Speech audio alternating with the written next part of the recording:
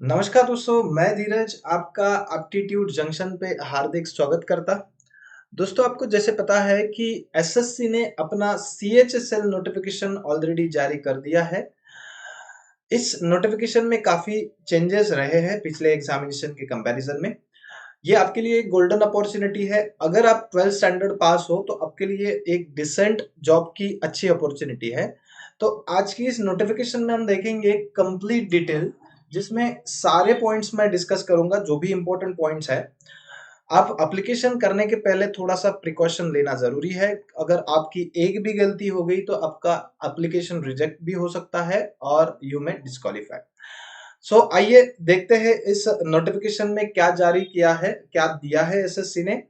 और मैं गुजारिश करूंगा दोस्तों, अगर आप चैनल पे फर्स्ट टाइम आए हो तो चैनल को सब्सक्राइब जरूर करें और बेल आइकॉन को भी प्रेस करें, ताकि नेक्स्ट आने वाले वीडियोस का नोटिफिकेशन आपको मिलता रहे। तो आइए स्टार्ट करते हैं दोस्तों। जैसे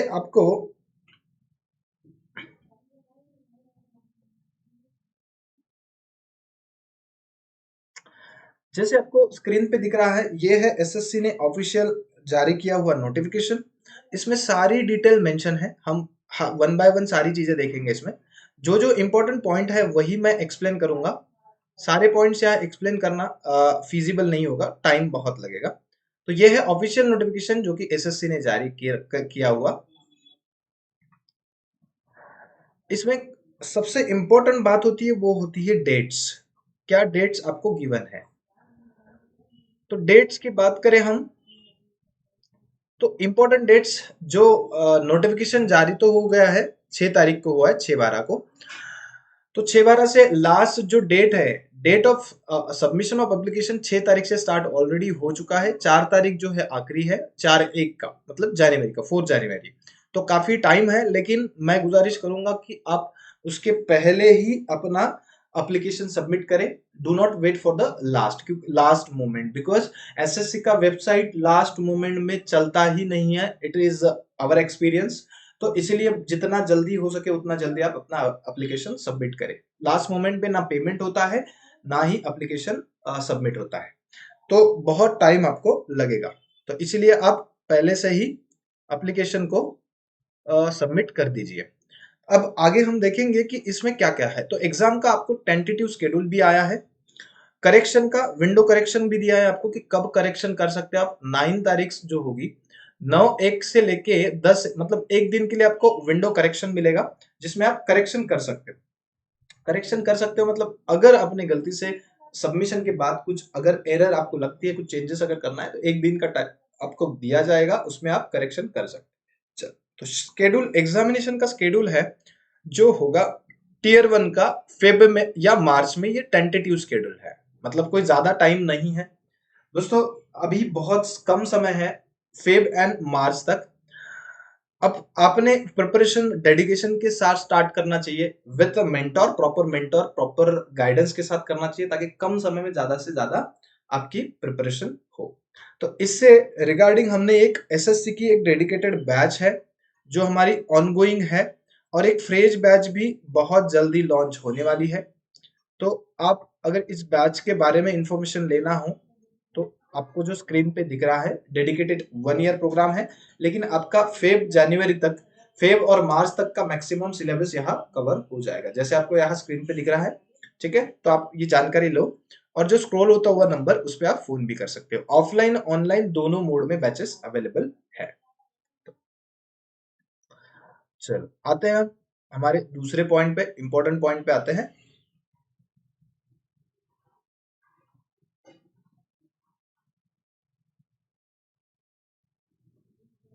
टियर 2 एग्जामिनेशन जो होगी वो आपको नोटिफाइड किया जाएगा। अभी उसका डेट फिक्स नहीं है, बट टेंटेटिवली 1 या 1.5 महीने का उसमें गैप होगा, और 1 या 1.5 महीने के गैप में आपको वो मेंस एग्जाम या फिर टियर 2 जिसे कह सकते हैं, वो भी कंप्यूटर बेस्ड होगा, ऑनलाइन फॉर्म में होगा, तो वो आएगा।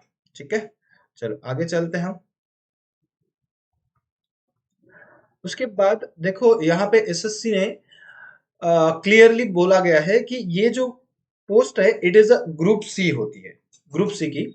पोस्ट होती है, जैसे कि क्लर्क हो गया, जूनियर क्लर्क हो गया, असिस्टेंट डेटा एंट्री ऑपरेटर, अलग अलग मिनिस्ट्रीज में अलग अलग वैकेंसीज है। तो अलग अलग पोस्ट के लिए रिक्रूटमेंट होता है, लेकिन एग्जाम एक ही होता है, कॉमन।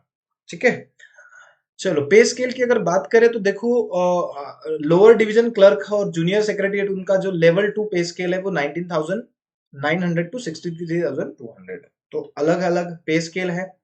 डेटा एंट्री का अलग है 25,500 से लेके, और लेवल 5 लेवल 2। तो ये पे स्केल काफी अच्छा है, और ये सेंट्रल गवर्नमेंट का जॉब है, तो बहुत अच्छा पे स्केल है। उसके बाद वैकेंसीज की बहुत इंपॉर्टेंट बात है कि वैकेंसीज कितनी है। तो इस बार अच्छी खासी वैकेंसीज है, 4,500 वैकेंसीज है ना। ये टेंटेटिव है, इट में इसमें थोड़ा चेंजेस हो सकता है, इंक्रीज हो सकता है, डिक्रीज हो सकता है, बट डिक्रीज होने के चांसेस कम हो जाते हैं, इंक्रीज ही हो जाएंगे अकॉर्डिंग टू नीड। अगर रिकमेंडेशन आया है अलग अलग मिनिस्ट्री से तो आपका बढ़ सकता है vacancies, but these are the tentatives at present. Okay, चलो रिजर्वेशन की बात करें तो SC STs के लिए रिजर्वेशन है, OBC के लिए भी है, EWS के लिए है, PWD के लिए है, सबके लिए रिजर्वेशन है, वो अलग अलग है, आगे हम देखेंगे। तो क्या दिया है उनकी पोस्ट के हिसाब से देखो, या PWD जो है उनके लिए भी रिजर्वेशन और फिजिकल स्टैंडर्ड भी मांगा गया है। तो आप थोड़ा सा डिटेल में इसको पढ़ लेना, क्योंकि मैं सारी चीजें अगर डिटेल में बताऊं तो लेंदी हो जाएगा वीडियो। ठीक है, तो ये PWD के लिए है। आपकी इलिजिबिलिटी क्राइटेरिया में पहले तो आप नेशनलिटी क्या होना चाहिए, इंडियन, नेपालियन और भूटानीज। तो आप अगर इंडियन, नेपालीज और भूटानी अगर है तो आप अप्लाई कर सकते हो। ठीक है, because it is a neighbouring countries. आगे भी और डिटेल पॉइंट्स दिए हैं। एज लिमिट क्या होना चाहिए, तो मिनिमम आपका 18 टू 27 ऐसा एज क्राइटेरिया है, 18 से 27 होना चाहिए, ये आपके लिए मैंडेटरी है। उसके बाद डेट्स भी उन्होंने दिए कि किसके पहले आपका जन्म नहीं होना चाहिए और किसके बाद नहीं होना चाहिए। उसके बाद रिलैक्सेशन, एज रिलैक्सेशन दिया है 5 साल का है, जो कि SC STs के लिए। उसके बाद 3 साल का जो है OBCs, और OBC भी नॉन क्रिमिलियर उसमें रहेंगे। ठीक है, और PWD अनरिजर्व के लिए 10 साल का है, उसके लिए OBC का 13 है, एक्स सर्विस मैन के लिए 3 साल का, और डिफेंस पर्सनल अगर है वो डिसेबल्ड हुआ है तो उसको भी मिलेगा। तो ये अलग अलग रिजर्वेशन है, विडो है ना, सिविल सर्वेंट है, ये सारी चीजें यहाँ मेंशन है। सेंट्रल सिविलियंस अगर है तो उसके लिए अलग अलग रिजर्वेशन है। तो आप ये पॉइंट देख लेना,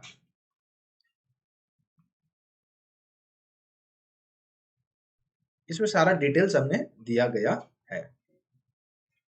important, age relaxation is not admissible to son or the daughters or dependents of the ex serviceman। ex serviceman जो भी है उनके लिए वो जो एज रिलैक्सेशन वो मांग रहे हैं वो पॉइंट यहाँ अप्लीकेबल नहीं होगा, वो सिर्फ एक्स सर्विस मैन के लिए ही एलिजिबल है, उसके डिपेंडेंट्स या फिर सन और डॉटर के लिए नहीं है। प्रोसेस ऑफ सर्टिफिकेशन है और फॉर्मेट ऑफ सर्टिफिकेशन। आप देखो, आपको जब भी आप कोई डॉक्यूमेंट या कोई रिजर्वेशन की बात करते हो, रिलैक्सेशन की बात करते हो, तो आपको सर्टिफिकेट देना बहुत जरूरी है, और वो सर्टिफिकेट आपको पहले से ही आपके पास होना चाहिए। तो कौन सी डेट है, आगे क्रूशियल डेट भी दी है आपको, देखो इस तारीख के पहले आपको जो भी रिलैक्सेशन आप मांग रहे हो, इस तारीख के पहले, जैसे 4/1 क्रूशियल डेट है, इसके बाद का कोई भी सर्टिफिकेट आप प्रोड्यूस करते हो तो वो काम का नहीं है सर्टिफिकेट। ओके, चलो आगे आगे हम बात करते हैं। Next point is educational qualification क्या होना चाहिए, बहुत इंपॉर्टेंट पॉइंट है ये, एजुकेशनल क्वालिफिकेशन। तो आपका हायर मतलब मिनिमम आप 12th पास होना चाहिए, और इस डेट के पहले भी होना चाहिए। ऐसा नहीं कि आप फाइनल मतलब 12th में हो, अभी एग्जाम बाकी है, ऐसा नहीं है। इस डेट के पहले आपके पास रिजल्ट फाइनलाइज होना चाहिए। ठीक है, 12th स्टैंडर्ड आपका मिनिमम होना चाहिए। तो काफी अच्छी अपॉर्चुनिटी है, जो भी 12th पास हुए हैं अभी उनके लिए काफी अच्छा है। तो ये हाउ टू अप्लाई वाला मैं वीडियो बना लूंगा कि पहले आपको अप्लाई कैसे करना है, एक स्पेसिफिक वीडियो बना दूंगा। फीस की बात करें तो 100 रुपए होंगी, 100 रुपीज फी है, और SC STs के लिए कोई फी नहीं है, वो फ्री ऑफ कॉस्ट है। ठीक है, PWD बाकी सिर्फ ओपन के लिए एंड OBC के लिए 100 रुपए का आपको चालान लगेगा, मतलब एग्जामिनेशन फीस होगी, बाकी के लिए एग्जामिनेशन है। करेक्शन विंडो मैंने पहले ही बता दिया आपको कि 9 तारीख 9/1 और 10/1 के बीच में आपका करेक्शन विंडो खुलेगा। ठीक है, एग्जामिनेशन के सेंटर्स जो है, आप जिस सिटी से हो तो उस सिटी में आप देख लो, आपके सिटी के अकॉर्डिंग देख लेना। अलग अलग सिटीज में यहाँ गिवन है, अलग अलग सिटीज में आपके क्या है गिवन है सेंटर्स। तो आप आपके सिटी के अकॉर्डिंग जो नियरेस्ट एरिया है आपका, उसके अकॉर्डिंग आप अप्लीकेशन कर देना। ठीक है, चलो स्कीम ऑफ एग्जामिनेशन की बात करें तो 2 टीयर में हो जाएगा इस बार, टीयर 3 नहीं है, 2 ही टायर है, और 2 ही टायर में खत्म हो जाएगा। टीयर 1 जो होगा यहाँ पे दिया गया है वो कंप्यूटर बेस्ड होगा, नॉर्मलाइजेशन भी होगा मार्क्स का उसमें। और ये जो होगा टीयर 1 जो है वो क्वालिफाइंग नेचर का है सर, सिर्फ क्वालिफाई करना पड़ेगा आपको, ठीक है। और टेंटेटिव आंसर की भी आपको उसकी मिलेगी टीयर 1 की, आपको अपना स्कोर कैलकुलेशन करने के लिए और या करेक्शन वगैरह के लिए। और उसके लिए लेकिन पर आपका कोई ऑब्जेक्शन अगर है पर्टिकुलर क्वेश्चन के लिए, तो आप अगर उसमें रेक्टिफिकेशन या ऑब्जेक्शन उठाते हो तो उसमें 100 रुपीज पर फीस आपको पर क्वेश्चन देना पड़ेगा। चलो टीयर 1 का स्कीम क्या है, तो देखो सब्जेक्ट जैसे सीजीएल का नोटिफिकेशन था वैसे ही सीएचएसएल का है। उसमें देखो English language, basic English language 25 question 50 marks के लिए, जनरल अवेयरनेस और जनरल इंटेलिजेंस या जीके 25 क्वेश्चन 50 मार्क्स के लिए। ओके एंड आगे क्वांट, क्वांट की हम बात करें, क्वांट की अगर बात करें तो क्वांटिटेटिव एप्टीट्यूड जो है वो 25 क्वेश्चन 50 मार्क्स के लिए एंड जनरल अवेयरनेस भी 25 क्वेश्चन 50 मार्क्स के लिए। ओवरऑल 60 मिलेगा या ओवरऑल 60 मिनट्स आपको मिलेंगे। काफी अच्छा है टीयर 1, लेवल बहुत इजी, सीजीएल का भी मैंने पेपर दिया था, काफी इजी लेवल थी, तो सीएचएसएल का उससे भी इजी लेवल होगा, ठीक है। Tier 1 will be of multiple choice, Hindi and English में होगा सेकंड पार्ट, मतलब एक्सेप्ट इंग्लिश, इंग्लिश छोड़ के बाकी सब दोनों लैंग्वेज में होगा टीयर 1 कैंडिडेट। और 0.50 का नेगेटिव मार्किंग भी होगा, 0.50 का नेगेटिव मार्किंग होगा, ठीक है। टीयर 2 का देखते हैं हम, टीयर 2 का क्या है स्कीम। इसमें 2 सेशंस रखे गए, सेशन 1 एंड सेशन 2, 2 सेशन है, जैसे सीजीएल का बिल्कुल सेम पैटर्न है वैसा ही। सेशन 1 में आपका सेक्शन 1 रखा गया जिसमें मॉड्यूल मैथ्स एंड रीजनिंग रखा गया, जनरल इंटेलिजेंस नाम दिया है। पहले क्या होता था, सिर्फ मेंस प्री में रहता था, पहले तो एक ही एग्जाम होता था, अभी 2 एग्जाम, ठीक है। तो 30 क्वेश्चंस उसके होंगे और 30 मार्क्स के लिए, यानी कि 180 मार्क्स टोटल होगा। 30 क्वेश्चन, 30 क्वेश्चन दोनों के होंगे और ईच क्वेश्चन 3 मार्क के लिए होगा, मतलब 60 क्वेश्चन 180 मार्क्स के लिए होगा, ठीक है। टोटल 60 क्वेश्चन होंगे इसके। और दूसरा जैसे 40 क्वेश्चन इंग्लिश के, 20 क्वेश्चन जो होंगे जनरल अवेयरनेस के होंगे। तो सेकंड पार्ट में जीए जो है कम कर दिया गया, पहले जो प्री में है जीए का 25 मार्क्स रखे हैं, दूसरे इसमें 25 क्वेश्चन थे, इसमें सिर्फ 20 क्वेश्चन रखे हैं, तो 60 इंटू 3 वो भी 180 ऐसे मार्क्स है। और टाइमिंग देखो इसमें क्या दिया है, इसमें time is allotted for each section, मतलब 2 घंटे का होगा, 1 घंटा 1 घंटा, और जो स्क्राइब होंगे उनके लिए 20 मिनट्स का रिलैक्सेशन मिलेगा। अब सेक्शन 3 की बात करते हैं, मॉड्यूल 1 सेक्शन 3 जो है कंप्यूटर वाला। तो ये कंप्यूटर वाला जो नॉलेज है 15 क्वेश्चंस है और 45 मिनट्स के लिए होगा, 15 मिनट्स का आपको टाइम दिया जाएगा, ओके कोई बात नहीं। सेशन 2 में आपका होगा स्किल टेस्ट, मतलब उसके बाद ही सेशन 2 होगा, स्किल टेस्ट होगा और टाइपिंग मॉड्यूल्स होंगे। तो उसमें पार्ट 1 जो डीयू के लिए स्किल टेस्ट है और लोअर डिवीजन क्लर्क और जेएसएस के लिए अलग अलग है। तो 15 मिनट्स उसके लिए टाइम दिया गया है इसके लिए, और 10 मिनट इस सेकंड पार्ट के लिए दिया है। स्किल टेस्ट आपको देना बहुत मतलब कंपलसरी ही है, उसके बाद उसको क्वालिफाई करना भी कंपलसरी है, गेटिंग माय पॉइंट। चलो उसके बाद टायर 2 की बात करें तो इनके सेक्शंस देखेंगे, पहला सेक्शन ये बाकी सारी डिटेल है और ये कंपलसरी किया गया है। और क्या बोला है कि ऑल द सेक्शन जो टायर 2 के हैं उनको क्वालिफाई करना मैंडेटरी है आपके लिए, ठीक है। उसके बाद स्किल टेस्ट देना भी मैंडेटरी है डेटा ऑपरेटर के लिए, और उसके लिए स्पीड क्या होना चाहिए, तो देखो डीओ ग्रेड ए के लिए 8000 की डिप्रेशन होने चाहिए, 8000 की डिप्रेशन होने चाहिए, ठीक है। 8000 की डिप्रेशन, और लैंग्वेज जो आप चॉइस कर सकते हो हिंदी या इंग्लिश में कर सकते हो, ठीक है। उसके बाद जो दूसरा पार्ट है उसके लिए इंग्लिश मीडियम के लिए अगर 30 मिनट्स पर वर्ड मिनट की आपकी लिमिटेशन होगी या 9000 की डिप्रेशन होंगे, ऐसा आपको यहाँ दिया गया है। सिलेबस भी दिया हुआ है, इंग्लिश का क्या सिलेबस है, आप थोड़ा सा एज यूजुअल ये कुछ चेंजेस नहीं आए हैं, जैसे हर साल चलता है वैसे ही है, ठीक है। उसमें काफी कोई चेंजेस नहीं आया। सिलेबस जो है इंग्लिश का यहाँ पर दिया हुआ है, जीए का दिया हुआ है, क्वांट का सिलेबस दिया है, क्या क्या पॉइंट आएंगे, कहाँ कहाँ से सवाल आएंगे वैसा वाला, जनरल अवेयरनेस का भी यहाँ मेंशन है। टीयर 2 का भी सिलेबस यहाँ गिवन है, डिटेल में आप पढ़ लेना, मैथ्स का रीजनिंग का वगैरह सब कुछ दिया हुआ है, अलजेब्रा वगैरह सब कुछ दिया हुआ है, ठीक है। कंप्यूटर का भी सिलेबस यहाँ दिया हुआ है, कंप्यूटर में क्या क्या टॉपिक्स टेस्ट होंगे वो भी आपको दिया हुआ है, तो आप देख लीजिए जरा।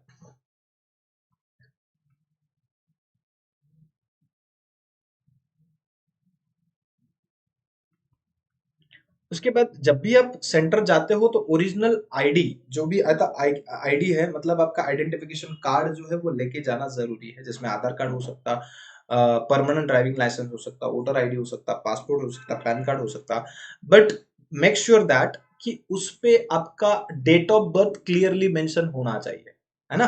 अगर उस पे नहीं है तो आपको वहां पे और थोड़ी दिक्कत होगी, फॉर्म वगैरह भरना पड़ेगा या फिर दूसरा कुछ प्रोड्यूस करना पड़ेगा। सो बी केयरफुल, जब भी आप लेके जाओगे तो आइडेंटिफिकेशन कार्ड जब लेके जाओगे तो उस पे प्रॉपरली मेंशन होना चाहिए, ठीक है।